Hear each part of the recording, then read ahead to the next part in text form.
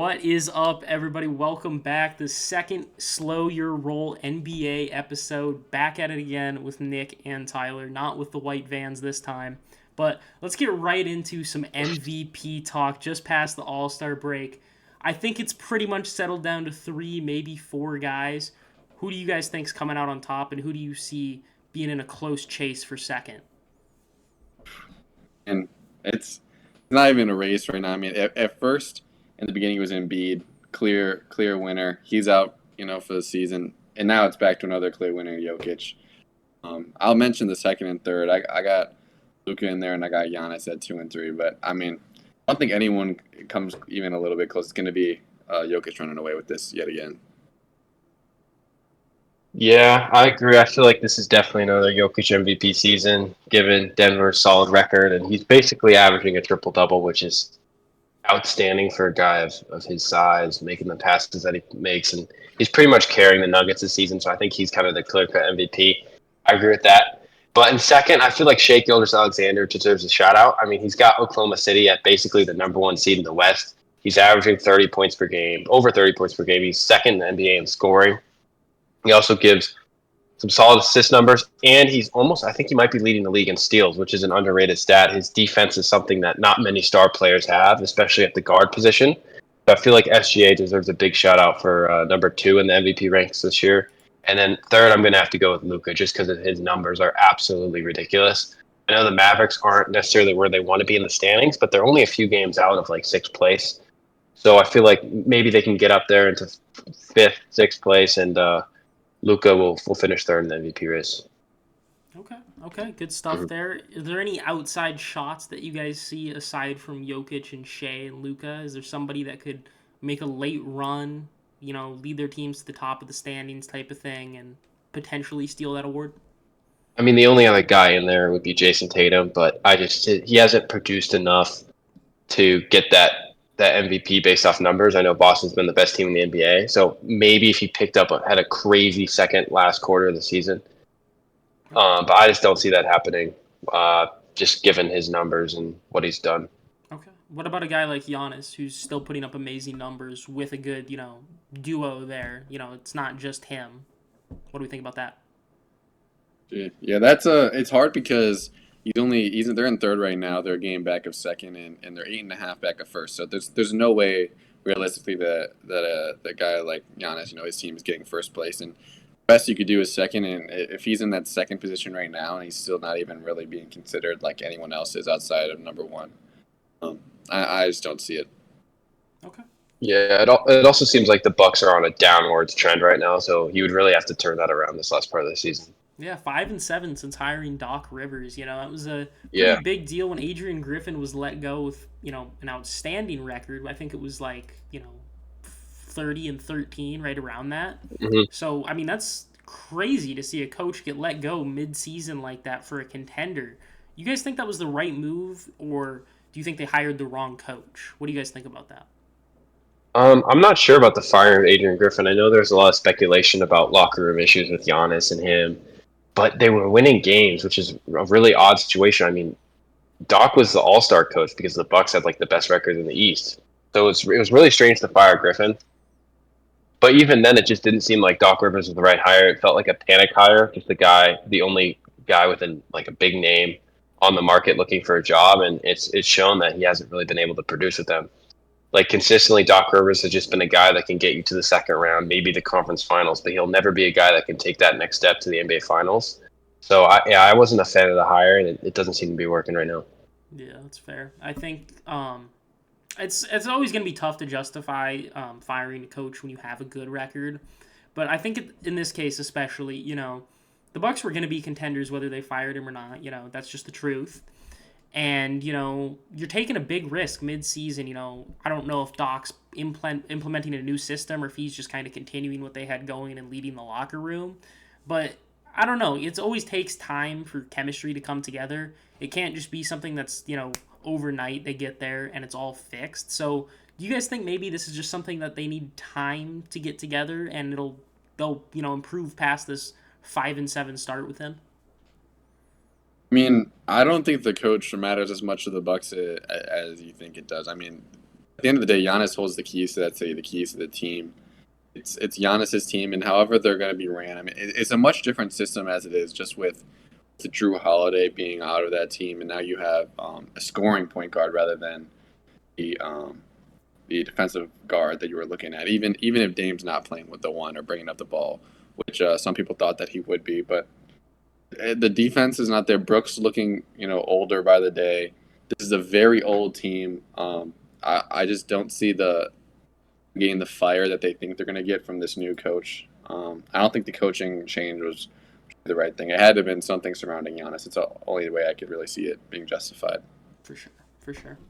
All right, well, let's go ahead and take a second and move on to the next award, which we originally planned to talk about before we got into that Doc Rivers discussion.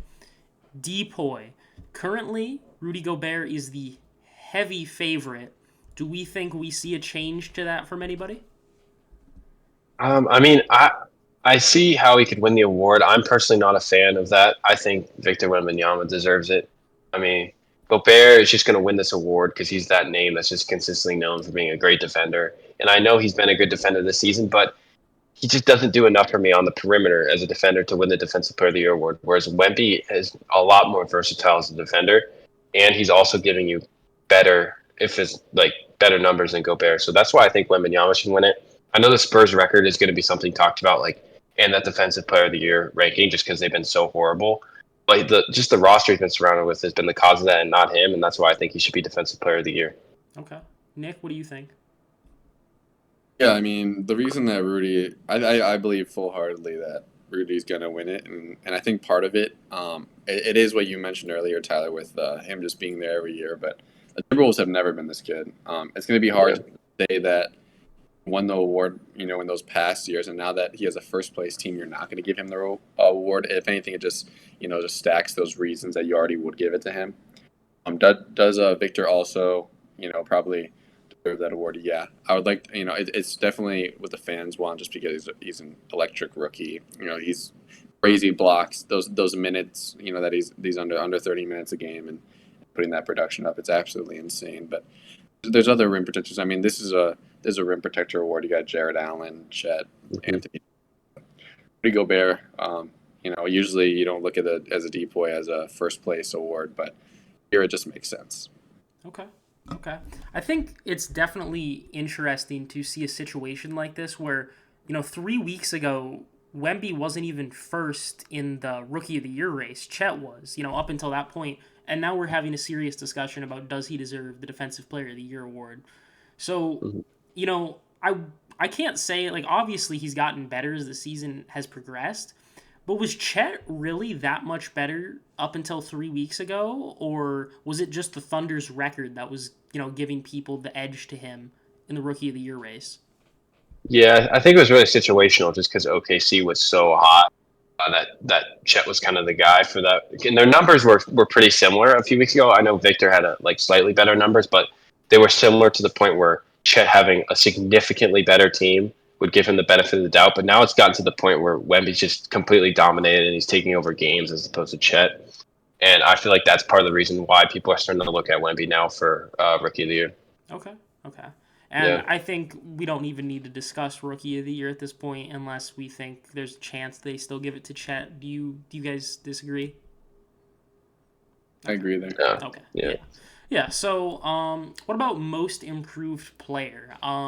This is an award that can be heavily debated due to the fact it can go to a player that was already good that got way better, or a player that came from nothing to just being good. So what do you guys think? Who do you guys have at the top of your list? I mean, I'm gonna go with the betting favorite. I'm gonna go with Tyrese Maxey. I feel like the role that he stepped into this season with Harden gone has really just proved how important he is to Philly. Now when Embiid's out, he's the guy on that team, just consistently pumping out results for Philly, keeping them in that high playoff race in the East. So that's why I feel like Maxey deserves it. Plus that All-Star nod is always going to help. So yeah, I'd probably have to go with Tyrese Maxey. But Kobe White and Şengün, I think, are those next two guys in that race. All right, very fair. Yeah. Nick, do you disagree with that? Yeah, no, I wouldn't be mad if Maxey. As far as most improved goes, I really like having the winners be someone that was bench 6-man guy, and then he just goes to a star on the team. So that's why I pick a guy like Kobe White or Sengun. Kobe was actually not even starting on this team last year. He was filling a role. He was asked to fill the role of Lonzo Ball a few years ago. He lost that role, and then all Bulls fans knew that he was getting better as the year was going on. He finally had that breakout year this year, especially with all these injuries.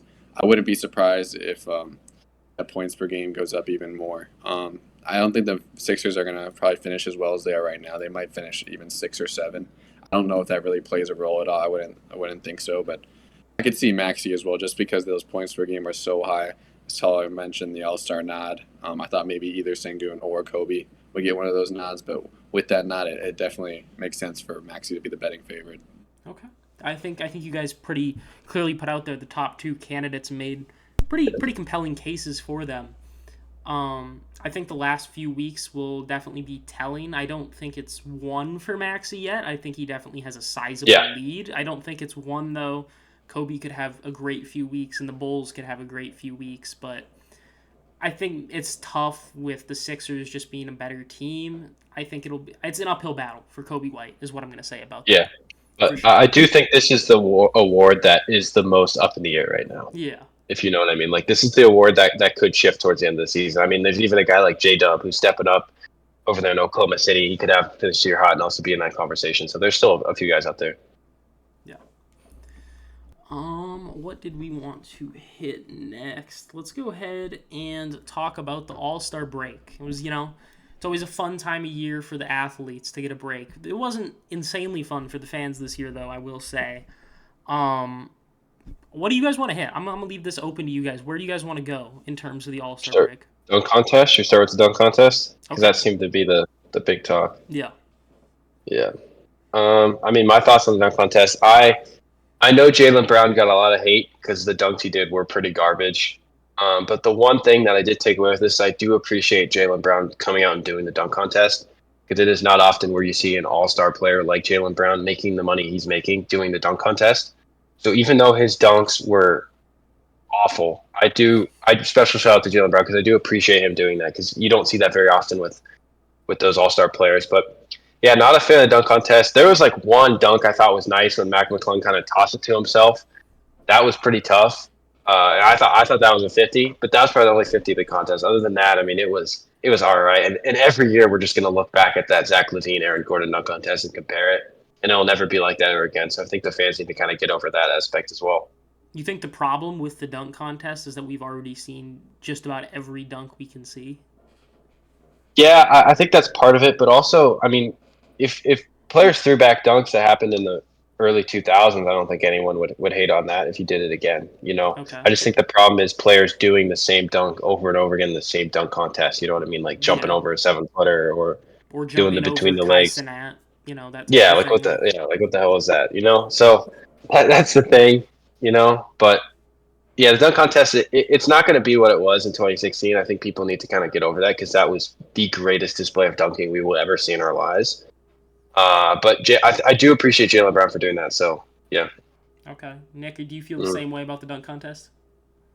Yeah, Mac McClung, he's a guy who actually wants to win. I mean, I love seeing guys like that. I know not a lot of people like seeing names they don't know. Not that Mac McClung, he's a good name, but even Jacob. Bank account needs that too. Oh yeah, get that money. But Jacob Toppin, he was a guy that should have gone to the final round. Ice and Nat got in, and sat in that fucking chair, and then I mean, I could really jump over Kai Stan in some ballerina shoes. Like, it was like Shannon Sharp said it perfectly. He was already like 3 foot tall, and when he sits, he's 1'5". So yeah, I mean, it was honestly sad because Jaylen Brown, he missed the first dunk. He missed the first one. Yeah, he missed the first one. This is not something that should be going on. And I appreciate with the money he makes and his fandom that he even went in there, but I don't like that he got voted in just because he's an all-star to the final round. I think Jacob Toppin got robbed, and a guy like him, he probably needs that money. He's a G leaguer. They do those G leaguers, dirty as hell. So no, I like the hype too. I think it's also you said the lack of creativity. Like, why are we not going behind the rim? Why are we not throwing it off the side of the backboard? Everyone's just jumping over someone, having someone to hold it. I mean, back in the day, they were doing some crazy stuff. I need to jump over a key. I need something, man. Yeah, like There's so many dunks that I could think of just on the spot right now that would be so creative. Like having someone maybe throwing a lob from the stands, that would be pretty sick. Under the What backboard is about when something that doesn't happen. Dwight Howard dunked on a 12-foot rim? Why can't we do that? Yeah, like that was sweet. And I remember JaVale You're McGee dunking on 2 rims at once. Like Yes. there was some crazy stuff that went down in the 2010 era. So, I miss that, and I feel like the play go back to the way it was in that dunk contest. It used to be so fun. Yeah, absolutely. Like there's no one's even dunking from the free throw line anymore. Nope. Like what happened to that? You know what I mean? Like, Yeah. yeah. You even look a few years ago, right? Like Anthony Simons, we were all clowning him for blowing that birthday cake cupcake out. That would have been the second best dunk in this dunk contest. Yeah. So it's like come on, man. Yeah, and players are trying to be too cute now. I feel like, and they just need to step outside their comfort zone a little more. Need some more creativity. Okay. Yeah. Absolutely. Let's talk about my personal favorite event of the weekend, the Rising Stars. What did you guys think about that event this year?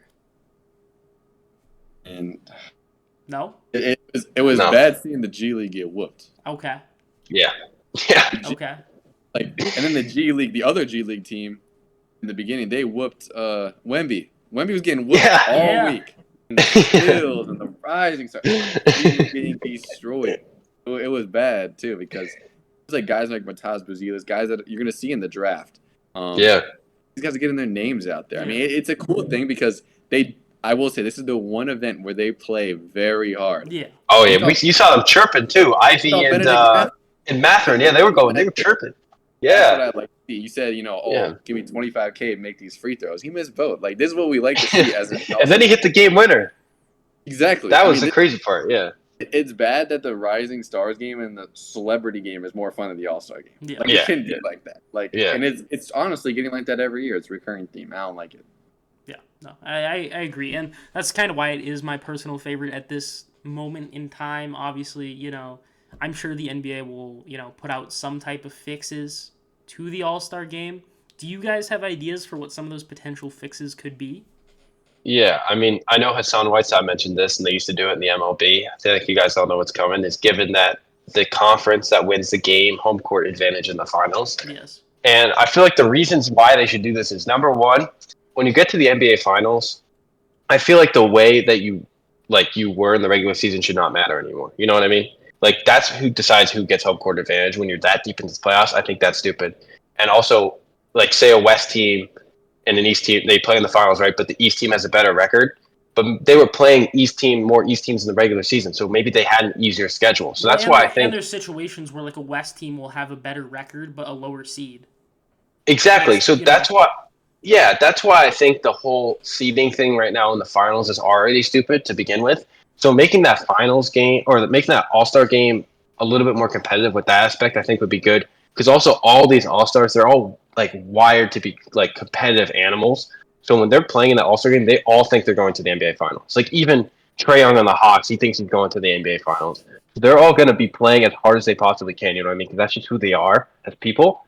So I feel like that would be something that all the players would take a lot seriously. And I don't know if the players would like it because they like to kind of be lazy that weekend. But maybe we give them a couple more days off after the All-Star game to kind of recover. Maybe that's the move as well. But I think that's something that needs to be implemented. Okay. I think that's certainly the most popular idea that's been thrown out there. Do you have another idea, Nick? Well, as far as the All-Star game, that was honestly what I was thinking. But even adding a new event, something that I think, which I'm really surprised never been done, is like a 1v1 knockout round. Like just going up against each other, king of the court, last one standing wins, maybe even by position. You're doing point guards against point guards. And that's something that you have to play hard. You're not that's disrespectful if you lose. It's disrespectful if someone's giving you a bucket on your head. Like, and that's where everyone's gonna be talking, chirping. Like, that would be the most viral thing about the All-Star game. It'd be bigger than the dunk contest because people would actually care and they really go at it. And you would really see like you hear these NBA players all the time, like, I'm beating him in a one-on-one. I'm beating him in a one-on-one. You know that's just because you win on one-on-one doesn't mean you're the best player. But that's what the fans want to see. That's what they want to see. They want to see the intensity. They want to see that animosity towards each other, all that stuff. I mean, imagine like a Luka Booker one-on-one. Yeah. Oh my Everybody's gosh. into that. Yeah. And like you have guys like even KD is not going to lose a one-on-one game in front of No. millions of people watching. You know what I mean? Like I they're going to would be I going would all love out. a Giannis KD 1-on-1. I would Yeah, love that that. would be Like insane. Wemby. Like you can put Yeah, Wemby. Yeah. put Wemby and they should make some certain matchups. Maybe do it on Saturday or something, so you can still put the All-Star game. But yeah, I do agree. That would be so fun. Yeah. They don't even have to do a tournament style. Like just like 5 games. Pick 10 guys. You know, played Mhm. one-on-one. Yeah. Yeah. Mm-hmm. What do we think about, for me this is one of like the craziest things that people don't try in this, but the skills challenge. It requires almost no Yeah. physical effort to try in, Yeah. and yet nobody tries in it still. Like that shouldn't be something that's happening. Like, at least to me, how can you be in a thing that requires no physical effort as a star NBA player for 5 minutes and you can't try, like, in the slightest? I mean, what do you guys think the problem is there? Yeah, I mean, I feel like the first problem with that was when they made the teams now. Because now you can just hide behind your team. I remember even a few years ago when Tatum hit that half court shot, and those guys were hustling a little more because it was one on one. That's the thing. Because one on one, you're exposed to everybody. You can't hide behind your team. You can't laugh with your teammates. You know what I mean? So I feel like when they made the teams, I think that's what turned the skills challenge off. Because even a few years ago, I thought the skills challenge was so fun to watch because they were still going all out. You know what I mean? Yeah. I mean, Yeah. it Yeah, seems other like it just becomes more of a joke when Yeah. it's teams. Yeah. Like, when it's by yourself, people feel bad losing. It becomes an ego thing at that point. Yeah.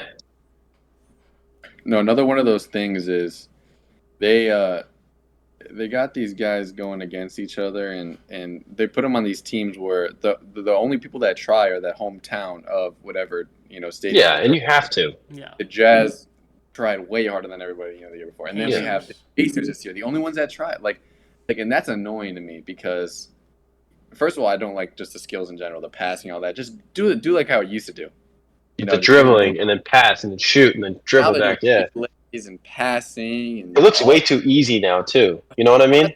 Like they're I would passing to rather. that big ass circle. And if you're not trying, right? If you want to do an event that's not trying, do something fun like half court shots or even like that's something where you don't gotta like try super hard, but it's still fun to see guys sink some half court shots. You could mix that in there. Yeah, or horse. Or horse, yeah, exactly. You could do Yeah. that too. So it's honestly disappointing. Like there's only one team that tries, and no one wants to try hard because they don't want the home team to lose. That's what they're trying to give the fans a show. So it's become a joke, just like most Yeah. All Star festivities. And they're all teammates with their boys, so it's just funny, you know. And it's like, yeah. For sure.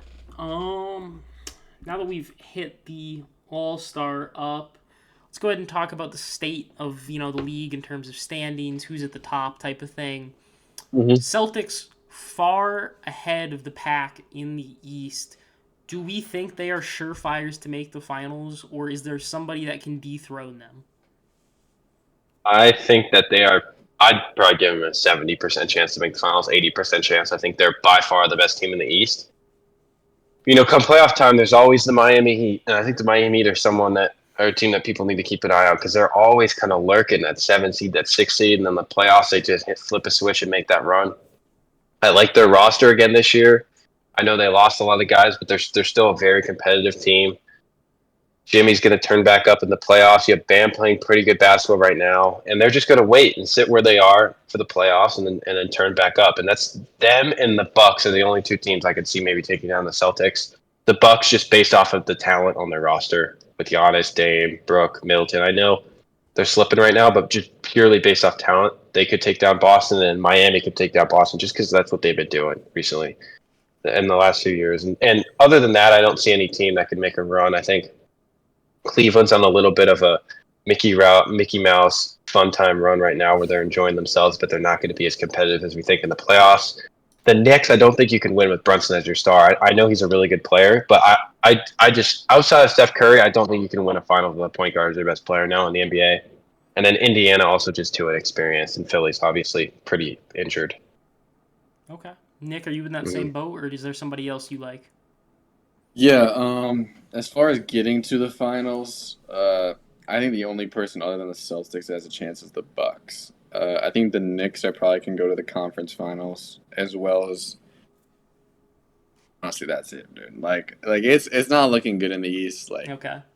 I mean the Bucks, it really depends because at home they could really turn up. And they got Dame this year. I mean, Yeah. Dame's dropping, if he's averaging 35, 37 for a series, which like we know he can, and Giannis, he has to give you, at worst, 20 and 20 and 10 at worst. Yeah. You got a guy giving you 20 and 10, elite defense, and then someone giving you 37 a game. You're winning at least 2 to 3 games, and you're making every game competitive. So it's the only team I could see them taking them down. Other than that, no one else, finals-wise. Yeah. The way I like to look at the playoffs is you have certain guys on your teams that can win you games. And Giannis can win you 2 playoff games. Dame can win you 2 playoff games. That's 4 games. That's a series. Tatum can win you 2. Brown can win you 1. Maybe Derek White can win you 1 game. That's why Boston can be there. And with the Miami Heat, you have Jimmy Butler can give you 3 games, and Bam Adebayo can give you a game. And that's why I think those are the only 3 teams that could represent the East this year in the finals. Okay. I think one team, if we had to pick one that's not one of those real likely ones we've talked about, I think I'd go with the Pacers. Solely just based on their performance in the in-season tournament. I think, showing their ability to step up to that level of competition, didn't lose until the finals. That's very impressive to do. And they averaged 137 points per game in the in-season tournament, which is absolutely insane. So I think I'd be a fool to not mention them as a potential team that could make a run. Do I think it happened? No. But would I be the most shocked person in the world if it did? Also, no. Do you? Yeah, guys... I think they're a little inexperienced. I feel like they're probably a year or 2 out. I like the move for Siakam. He's a guy that's won an NBA championship, so he's got playoff experience. He can immediately bring into that roster. But I feel like Halliburton probably needs a year or 2 of experiencing that playoff basketball because it's a whole nother story than the regular season. He hasn't really gotten to experience that fully yet. And then Mathurin's obviously in his second year. Their team is very young, so I feel like they're probably a year or 2 out of being legit contenders. Kind of reminds me of the Knicks maybe like last year. So I feel like they could maybe give you 1 playoff series, but I don't see them getting much further than that, to be honest. Okay. Yeah. That's fair. Nick, what do you think? Yeah, I agree. Really fun team to watch. Not a team I'd look for to make the finals or even make the conference finals. Okay. What did we want to hit up next, boys? I mean, the West is looking pretty crazy right now for that number 1 seed. I feel like we should probably take a look at that. For sure. What do you guys see at first glance looking at this? Who do you like? Who do you not like? Well, to kind of break it down to start things off, you got currently in this moment, the Timberwolves and the Thunder are both 40 and 17, so they're tied for first right now in the West. And then Denver is a game and a half behind, and then the Clippers are 2.5 games behind. And then after that, there's a little bit of a drop off to the Kings. So I feel like those are the 4 teams that are competing for the 1 seed right now. Okay. I know Minnesota is currently number 1, but I'm immediately going to take them out of there to finish first. They're very inexperienced compared to the rest of these teams, and I feel like they are not as good as their record, or they're worse than their record right now. So I feel like they'll probably have a little bit of a dip when the end of the season gets gritty.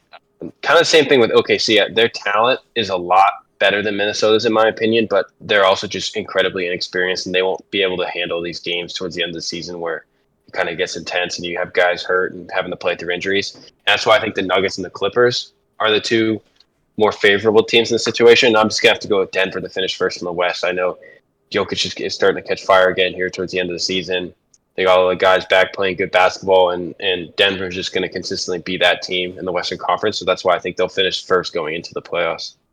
Okay. Do you think, you mentioned the Timberwolves being worse than their record. Are there any of those teams that are sitting in that play-in spot that you worry about them having to play round 1? Yeah, you always worry about playing LeBron James in the playoffs. I don't care what year we are in, and the Lakers have a good roster. You always have to worry about playing LeBron in the playoffs, and that's why I feel like Minnesota should be shaking in their boots if they have to play the Lakers in the first round. And obviously Dallas is there as well. You have Luka having an unbelievable season. So Dallas is also another team that could be scary for those top teams in the Western Conference. But yeah, I'd probably have to favor the Lakers right now. Okay. And Curry's there too. 3 superstars. Yeah. And I think that's scary for a team that doesn't have much playoff experience outside of Rudy Gobert. Yeah. So I do definitely agree with you in that sense. Some of those teams sitting there at the bottom are going to give them a run for their money. Nick, what do you think? Yeah, no, we saw the Pelicans give up a pretty good fight these last 2 years here. They've been one of those gritty teams that seem to take it to 6 or 7 every single year. A team that could always upset someone, especially a fraudulent team like the Timberwolves at first. I agree. I don't think the Timberwolves, as good as their record says, I think Anthony Edwards, I don't think he has the leadership or the veteran experience to be composed enough to lead a team to a second or third round in the playoffs. He's just a little too young. Same with Cat. Cat also just isn't a playoff player. He's kind of one of those guys that's not to label him this, but a loser. The Thunder that can go to the conference finals. I mean, they can. I don't think they have any chance of going to the finals. Yeah. But their team is also just a little too young, one of the youngest teams in the league. I mean, the Nuggets can easily go back. Clippers, they're cooling off a little bit, but they just are so good. I mean, that's a team that could really go, really go to the finals. So I'd be excited to look out for the Clippers. Those are the only 4 teams, those top 4, that could get that first pick. Okay. No, you go. I was just gonna say, I also, if I'm the 3 seed, I don't want to be a 3 seed in the West right now because I do not want to put the Phoenix Suns in the playoffs. That's what I was just gonna say. We've seen Kevin Durant in the playoffs; he is that guy, and you got D Book there too. They're going to be dangerous. They're just a team that's they're coasting through the regular season right now. They're not really going 100% like the rest of the teams. They're just going to comfortably make the playoffs, coast through the regular season, and now they're just going to turn up in the playoffs. They have Nurkic playing unbelievable basketball right now. Last night, I think he had a 20-20 game. He's going to be pivotal for them in the playoffs, and then obviously Durant and Booker are just unbelievable scorers, and that's going to be one of the scariest teams in the West, I think. I'd probably put them as the 3rd scariest team in the Western Conference. Yeah, I mean, when you have that much star power on one team, you can't not worry about them come playoff time because those guys are going to be playing 36, 37, 38 minutes a night, if not more. So I think you'd be, once again, a fool to not see that for what it is in terms of, you're matching up against the best talent in the league. Multiple guys. You have to match up to them in a league that's averaging 118 points per game in total, like across the league-wide average. So I think it's a tough matchup for anyone in the playoffs, when those guys are playing pretty much the entirety of the ballgame. Yeah, and they have a sneaky guy named Grayson Allen who absolutely cooked the Bulls in the playoffs 2 years ago. Single-handedly won them that series. So Grayson Allen is the guy that will turn up in the playoffs consistently, and he's been playing very good basketball this year as well. So shout out him. Okay. Can't forget about Wembanyama Jr. too. Yeah, Bull. Yep. Mm-hmm. Yep. Yeah, I don't know how much play he'll be getting in the playoffs, but we'll see. Is there anything happening at the bottom of the standings that's interesting to you guys at all? Whether that be interesting due to like the draft or you not expecting them to be that bad? I'll start. Okay. The Trailblazers are actually a horrible franchise. I mean, 8 losses in a row. Like, dude, I mean, let's just talk about it, right? I had high expectations for them coming in. Maybe playing, like early playing, I'd say, like 7-8. You got Ayton. I know they've had injuries this year, but you got Ayton, Ant, Shadon, Jeremy Grant. I mean, you got guys. Like, they made good trades. I actually liked almost all of the trades that they made, all the acquisitions they made before the season started. They're just horrible. I mean, Scoot, he's starting to find himself a little bit, but he just his shooting percentage it disgusts me. Like, it's horrible.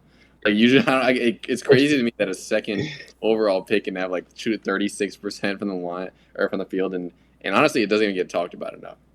Another team, it's the Grizzlies. I know they've had injuries, but I mean, everyone had them really, really high. I mean, and even last year, we saw without Ja, they were actually one of the best teams in the league record-wise. Yeah. And it just didn't translate over to this year for no reason. I mean, it wasn't a loss of guys. I know they don't have Steven Adams and stuff like that, but it just amazed me.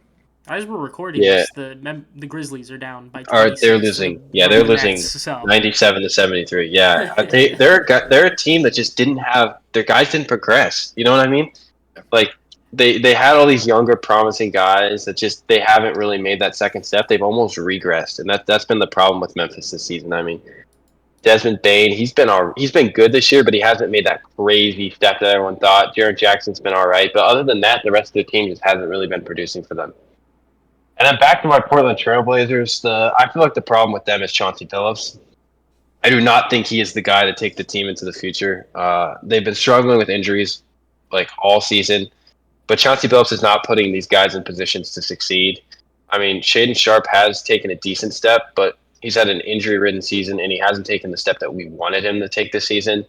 Scoot Henderson obviously has not been shooting well, and I feel like that's a lot due to coaching. I think he needs to be well coached. He's a very raw prospect, and I think Chauncey Billups is the number one problem with this team right now, other than the ownership. Yeah. Okay. We got that all out on the floor. Yeah. For me, I think I'm pretty surprised the Spurs have 11 wins with Wemby doing what he's doing. I get the roster was bad. They had the first pick for a reason. They have Popovich. Wemby is leading the team in almost every single statistical category. I can't possibly see how this team doesn't have more than 11 wins and dead last in the West. Yeah, it might be time for Popovich to learn Spanish and move to Cancun because he might be washed as a head coach. They had some promising guys this season, like Keldon Johnson and Vassell, and they haven't really progressed like we thought they would. And the team just looks bad playing basketball. It's like they just it's like screw it. Like Wemby's somewhere down there, they just chuck it into the paint to Wembanyama. They don't really seem to have a set offense that plays good basketball. I know they tried to play Jeremy Sochan at point guard, which is like the most disgusting thing I've ever seen in my life. So they just don't look well coached. I think they need a really fresh start there in San Antonio. Hopefully they bring in another good rookie to pair with Wembanyama and maybe a vet that can help out. But I think it might be time for Popovich to hang it up. He had a great career. Okay. Nick, what do you think? I mean, I think the lineup is actually awful. Like Trey Jones, your starting point guard, it's sickening. He's honestly he's short. That's why he's a point guard, but he really is a shooting guard. He goes out there and he shoots the ball. Devin Vassell, his name was up there 2 years ago. He has not progressed at all. Julian Champagne, dude, these are the dudes that are starting on the Spurs. How many people have heard of Julian? No one's heard of this. Yeah, and they just gave Devin Vassell $5 million, 140 or 5 years, $140 million. So I don't know what the hell that was because that was a disgusting contract. That's the thing. They have money to throw. They remind me of the Thunder a few years ago, where they're collecting those baby infinity stones that are gonna start planting them in the seeds, growing them up. I mean, Victor's gonna be a star, and he's gonna have to stay with the Spurs. They have to give him a point guard, though. You have to give him a point guard. That's the problem. To run that high pick and roll. You do. You need and maybe a guy like Nikola Topic, the guy that's coming in this year. He's a tall guard who could pass the ball. He's a guy that you can pair with Wemby. I mean, they got to go guard though this year in draft. No matter what happens, you have to go guard. Yeah, have to. I mean, you need a true pass first point guard. I feel like, and those Europeans that are coming in definitely seem to be those type of players these days. Was there anything else we wanted to get to closing remarks wise? Bronny should probably not declare for the draft. I think we can all agree on that. I don't know what's going on there. Yeah. No, I think we can agree on that. Yeah. I know what's going on there. The problem is he just went into cardiac arrest a few months ago. I mean, I feel like we're giving everyone's on him a little too hard. I mean, you got to think the traumatic thing that just happened, and he's just getting back into the sport. And to start off with, he's never been a glamorous player. He's not the guy that's going to go out there and give you 25, 30 points. So he's a guy that will go out there and do all the things that you don't see on the stat sheet. And that's why NBA teams, as well as his name, are just so attracted to him. But I mean, he has a chance of being a late first rounder if he goes next year, I think, if he's better. But this year, late second, if that. And that's just because of his name. Yeah. I think USC, honestly, they haven't done as well as anybody expected, even with the amazing talent coming in. Yeah. They've really done horrible. So, maybe he's just not in the best situation, truthfully, on top of that. I agree with everything you said, Nick, but on top of that, the situation isn't great either. So there's multiple factors influencing it for sure. So I think for my closing remark, I just wanted to let you know, Nick, the New York Knicks, who you said had a chance in the East, almost just lost to the Pistons. Escaped by 2, so that was a close call there for you. But did they lose, though? They didn't. Lucky for you, they didn't. They did. They got it done. And the Pistons are coming for the Bulls tomorrow night. Rumor has it. That's not happening. We'll see. You can mark my words. Kobe White's giving them 30. Okay, we'll close on that. Yeah, we're going to close on that. All right, everybody, you guys got to go follow the Twitter. That's mandatory. Instagram. Yep, Go follow follow that. that. Mandatory. But other than that, we got some football stuff on the way. We got some trivia on the way. We got more NBA on the way. So just stay tuned, everybody. March Madness. Yep, March Madness on the way. A lot Mm. is coming, so keep your inbox turned on, notifications, all that. Whatever you watch on, have it by you. Be ready. But peace out, everybody.